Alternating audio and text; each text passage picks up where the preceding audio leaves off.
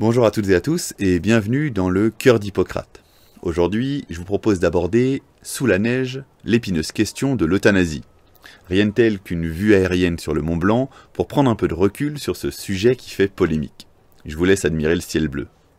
Alors rappelez-vous, il y a quelques mois, le député Olivier Falorni du groupe Liberté et Territoire a porté à l'Assemblée nationale une nouvelle proposition de loi sur ce qu'il a appelé un droit à l'aide active à mourir. Cette proposition de loi a rapidement été étouffée par de nombreux amendements, mais il faut s'attendre à ce qu'elle soit l'un des principaux sujets de santé sur le prochain quinquennat. Et en tant que médecin apprenti philosophe et spécialisé en soins palliatifs, je souhaite donc vous proposer quelques éléments de réflexion, médicale et philosophique, qui nous aideront peut-être à nous positionner dans le débat. Avant toute chose, et comme nous sommes dans le cœur d'Hippocrate, je vous rappelle justement le positionnement d'Hippocrate, emblème de cette chaîne. Dans son fameux serment, formulé vers 400 avant Jésus-Christ, en Grèce antique, Hippocrate a écrit contre l'acte d'euthanasie. Je cite : « Je ne prescrirai pas un médicament mortel pour plaire à quelqu'un, ni ne donnerai de conseils susceptibles de causer sa mort. » Fin de citation. Il semble que le maître de la médecine avait déjà compris à l'époque les risques d'une telle pratique. Alors, pour commencer, rappelons quelques définitions. Qu'est-ce qu'une euthanasie finalement ? À l'origine, euthanasie vient du grec ancien « qui veut dire « bonne » et « thanatos » qui veut dire « mort ». L'euthanasie se traduit donc étymologiquement par « bonne mort » et désigne donc le fait d'avoir une mort douce, tout simplement, une mort paisible, sans souffrance. Originellement donc, ce terme n'avait aucune connotation meurtrière et péjorative. L'euthanasie était un terme qui décrivait simplement la bonne mort. Aujourd'hui, il y a eu sur ce terme un glissement sémantique. L'euthanasie évoque une action intentionnelle, une action délibérée de mettre fin à la vie d'une personne malade. L'euthanasie, c'est l'action de mettre fin à la vie d'un patient atteint d'une maladie grave et vivant une situation jugée insupportable. Ensuite, qu'est-ce que le suicide assisté ? Quelle est la différence entre euthanasie et suicide assisté ? Eh bien, dans le processus d'euthanasie, le patient est complètement passif. C'est la main du médecin qui organise tout de A à Z et qui porte le coup de grâce. Alors que dans le suicide assisté, le médecin et l'infirmier préparent le cocktail lithique, la seringue, les tubulures, mais c'est au patient d'appuyer sur le piston de la seringue ou ouvrir la molette de la tubulure pour que le produit diffuse dans ses veines. Le suicide assisté, c'est donc l'auto-administration par le patient lui-même d'un produit mortel prescrit par le médecin. Le geste final doit être fait par le patient lui-même, pour parler de suicide assisté. Alors pour certains, sur le plan philosophique, il n'y a pas vraiment de différence entre l'euthanasie et le suicide assisté. La finalité est la même, la mort du patient. L'objectif est le même, provoquer intentionnellement la mort de la personne. Finalement, pour certains, entre euthanasie et suicide assisté, la seule différence réside dans le degré d'hypocrisie. Mais avançons. Pour bien comprendre l'acte d'euthanasie, il faut savoir le différencier de la sédation profonde et continue maintenue jusqu'au décès. Vous savez, le fait de plonger artificiellement le patient dans un sommeil profond, dans l'attente de la mort. Tout est question d'intention. Dans le cas de l'euthanasie, le geste posé vise la mort. L'intention est de provoquer la mort. La mort est imputable au geste posé, au produit injecté. Une cause, un effet, la mort. Dans le cas d'une sédation profonde et continue jusqu'au décès, l'intention est de soulager la personne et non de la tuer. Lorsque le médecin endort profondément son patient, il y a un délai aléatoire, une discontinuité temporelle entre le mouvement d'induction du sommeil par le médecin et la survenue de la mort du patient. Dans le cas d'une sédation bien dosée pour endormir un patient en toute fin de vie, il n'y a pas d'accélération de la survenue du décès. La personne meurt de sa maladie et non pas du geste de sédation. Alors c'est assez millimétré comme réflexion, mais rassurez-vous, nous détaillerons tout cela dans une prochaine vidéo. Continuons. L'euthanasie suppose un contexte bien particulier. Pour bénéficier d'une euthanasie, le patient doit être atteint d'une maladie grave et vivant une situation jugée insupportable. Un gros cancer, une maladie neurodégénérative, des douleurs insupportables, une souffrance psycho-existentielle, etc. Mais cette notion de gravité et d'insupportabilité fait débat, car elle souffre de subjectivité. Elle dépend de la subjectivité du patient. Et cette subjectivité ne permet pas de définir un cadre rigoureux, ne permet pas de définir un contexte bien particulier, justifiant l'exception d'euthanasie. Dans la subjectivité, tout peut être perçu comme exceptionnel. Toute souffrance peut se prévaloir de l'exception d'euthanasie. En effet, toute maladie peut être jugée grave en soi. Cela dépend du degré de gravité que lui prête le patient. Et là, je vous renvoie à la vidéo sur le normal et le pathologique et les thèses de Georges Canguilhem. Le médecin n'a pas son mot à dire sur la gravité d'un état et sur l'insupportabilité d'un symptôme. La personne malade est seule juge. Alors, petit exemple appliqué en situation réelle. Une personne atteinte d'obésité peut juger son état de vie insupportable et demander l'euthanasie, alors que d'autres personnes obèses ne souffriront pas de leur obésité et se considéreront dans leurs normes. C'est le principe de normativité. Tout est question de subjectivité finalement. Et cela soulève donc la question de la limite, du seuil, des critères d'application de la pratique euthanasique, et donc de ses dérives potentielles. Si l'euthanasie n'est autorisée que pour motif de maladie grave, et que le patient se juge dans un état grave, alors que les médecins qui le suivent ne le pensent pas, qui a raison? Aujourd'hui, nous ne sommes plus dans une médecine paternaliste, où le médecin décide de tout, où le médecin décide si son patient a le droit de souffrir. Et heureusement, notre médecine contemporaine s'efforce de redonner toute la place au patient, à lui redonner la parole et à être acteur de sa santé. C'est donc le patient qui décide si sa maladie est grave, de manière très subjective. Mais donc, sur la question de l'euthanasie, où est la limite? Il ne semble pas pouvoir y en avoir. Et c'est bien cela le problème. Car à terme, dans quelques années, l'euthanasie sera ouverte à tous. Les enfants, les personnes porteuses de handicap, les personnes atteintes de démence, et même les adultes sains, sans aucune distinction de contexte, sans aucune limite objective, puisque tout est subjectivité. L'exemple des pays qui ont dépénalisé l'euthanasie avant nous montre qu'il est impossible d'espérer le maintien d'une forme d'euthanasie limitée et encadrée.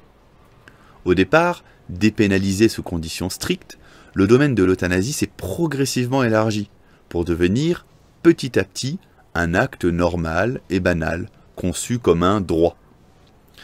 C'est l'argument de la pente savonneuse, repris par la Chambre des Lords anglaise. Je cite: « Nous sommes arrivés à la conclusion qu'il serait virtuellement impossible d'assurer que tous les actes d'euthanasie soient effectivement volontaires, et qu'il est impossible de libéraliser la loi britannique sans qu'elle soit détournée. » Les Britanniques ajoutent également un argument fort. Je les cite. « Nous nous sommes également inquiétés de ce que les personnes vulnérables, âgées, solitaires, malades ou déprimées, ressentiraient une pression réelle ou imaginaire pour que leur décès soit hâté. » Fin de citation. En d'autres termes, légaliser l'euthanasie risquerait d'envoyer un message très négatif auprès de toutes ces personnes en situation de vulnérabilité, qui n'ont rien demandé à personne. Anxiété, perte de confiance dans la société et dans le corps médical, censé justement tenir ce cadre éthique qui permet le soin et l'accompagnement.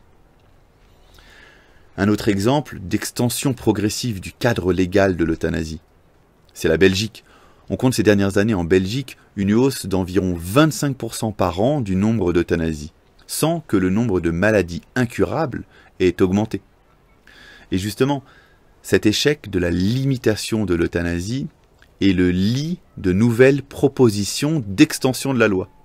Ainsi, les experts auditionnés au Sénat belge font valoir que l'euthanasie active est déjà pratiquée chez des mineurs, hors du cadre légal, et demandent donc sa légalisation, ainsi que celle pour des patients souffrant de la maladie d'Alzheimer. C'est la pente savonneuse. Pour prendre un autre exemple, français celui-ci, le rapport SICAR, publié en 2012 en France, considère que l'introduction d'une forme encadrée d'euthanasie est une illusion. Je cite, « La pratique euthanasique développe sa propre dynamique, résistant à tout contrôle efficace, étant nécessairement à s'élargir. » Fin de citation. Alors poursuivons. L'euthanasie a donc toujours suscité de vifs débats philosophiques, sociétaux et religieux, mais elle a progressivement été autorisée dans certains pays d'Amérique et d'Europe. Voici quelques repères pour que vous puissiez vous situer. Les Pays-Bas sont les premiers pays au monde à légaliser la pratique en 2001.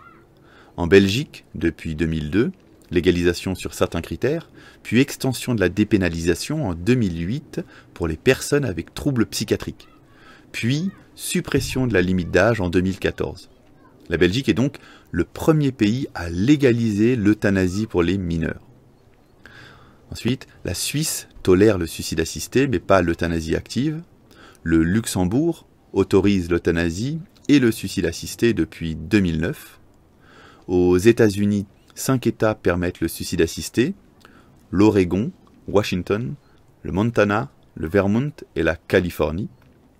La Colombie a officiellement réglementé depuis 2015, le Canada a légalisé depuis 2016, l'Espagne depuis le 17 décembre 2020, et le dernier pays en date est le Portugal, qui a légalisé la mort médicalement assistée depuis le 29 janvier 2021. Alors à qui le tour ? Attention à l'effet de mode et ce raccourci de penser que si tout le monde légalise, alors c'est que ce doit être la meilleure solution, ou plutôt dirais-je la moins mauvaise. Pour terminer, de fixer le cadre du débat, voici le positionnement de quelques instances sur la question. La Cour européenne des droits de l'homme, la CEDH, est très réticente à ce principe. Elle refuse de reconnaître un quelconque droit à la mort par le biais de l'article 2 de la CEDH consacrant le droit à la vie. Ensuite, l'Académie de médecine. Elle rappelle l'article 38 du Code de déontologie des médecins, alinéa 2. Je cite. « Le médecin doit accompagner le mourant jusqu'à ses derniers moments, assurer par des soins et mesures appropriées la qualité d'une vie qui prend fin, sauvegarder la vie du malade et réconforter son entourage. Il n'a pas le droit de provoquer délibérément la mort. » Fin de citation. Quant au collège d'experts de la fin de vie et des soins palliatifs, la SFAP, la Société française d'accompagnement et de soins palliatifs, elle rappelle bien la distinction catégorique entre euthanasie et soins palliatifs, dont le but premier n'est jamais de provoquer le décès des patients, même si, pour soulager la douleur, il arrive aux soignants d'utiliser des doses d'antalgiques ou de sédatifs risquant d'accélérer la survenue du décès. Petit rappel, c'est ce que l'on appelle la loi du double effet. Loi originellement énoncée par saint Thomas d'Aquin, reprise par la loi Leonetti de 2005 et validée abondamment par le monde des soins palliatifs. La loi du double effet est une bonne loi, car elle questionne l'intentionnalité des soignants. Quelle est l'intention qui se cache derrière le geste du médecin? Est-ce de soulager ou de tuer? L'intention est-elle bonne ou mauvaise? En phase avancée de maladie grave et en cas de symptômes réfractaires, le soignant peut tenter de soulager le patient. L'intention est bonne, en prenant le risque de provoquer des effets secondaires, pouvant accélérer la mort du patient. Par exemple, selon la loi du double effet, si le patient présente une douleur insupportable, qu'il est impossible de soulager par les morphiniques et toutes les techniques antalgiques connues en l'état actuel de la science, le médecin se doit de ne pas laisser son patient subir cette douleur atroce et déchirante. Il peut donc par exemple sédater, endormir son patient, au risque que cette sédation accélère la survenue du décès. Les pionniers des soins palliatifs expliquent clairement qu'il ne peut y avoir de continuité, de continuum de soins entre la délivrance de soins palliatifs et la réalisation d'un acte d'euthanasie, car l'intention entre les deux approches est fondamentalement différente, au plan philosophique, éthique, déontologique et anthropologique. Dans l'acte d'euthanasie, l'intention est de provoquer la mort. L'intention semble philosophiquement et moralement mauvaise. Les soins palliatifs ont pour intention le confort du patient, le soulagement des symptômes, mais jamais l'intention directe de provoquer la mort. La différence de fondement philosophique entre euthanasie et soins palliatifs semble clairement établie. La légalisation de l'euthanasie va donc risquer de déchirer le monde des soins palliatifs et de ralentir son développement. Je vous rappelle ici à la réflexion d'Els Borst, ministre néerlandais de la Santé, qui a introduit la loi sur l'euthanasie en 2002 et qui a déclaré a posteriori que cette loi était intervenue beaucoup trop tôt et que les soins palliatifs en avaient pâti. Pour mémoire, la couverture actuelle française en soins palliatifs n'est que de 30%. Et je suis de ceux qui pensent logiquement qu'il faut d'abord optimiser le développement des soins palliatifs afin de pouvoir accompagner 100% des personnes gravement malades et en fin de vie, et avant de se poser éventuellement la question de l'euthanasie. Voilà. Après avoir rappelé la définition de l'euthanasie, du suicide assisté, de la sédation profonde et continue jusqu'au décès, après vous avoir proposé un tour d'horizon des différents pays ayant légalisé, et après avoir rappelé le positionnement des experts à ce sujet, à commencer par Hippocrate lui-même, je vous laisse sur la réflexion autour de l'intentionnalité, car je pense que c'est la clé du débat. L'intention, pour rappel, est ce qui permet de différencier l'euthanasie de tout autre acte de soin. L'intention est une disposition d'esprit par laquelle on se propose délibérément un but. C'est une action de la volonté par laquelle un individu ou un groupe d'individus fixe le but d'une activité, d'une action. L'intention est la motivation qui conduit à agir ou à ne pas agir. Alors, quelle intention se cache derrière nos masques? Quelle intention se cache derrière nos gestes, nos regards? Une intention de mort ou une intention de soin? Et bien sûr, n'oubliez pas de vous abonner à ma chaîne et de partager autour de vous si cela vous intéresse. Merci pour tout ce que vous faites, mais surtout pour tout ce que vous êtes.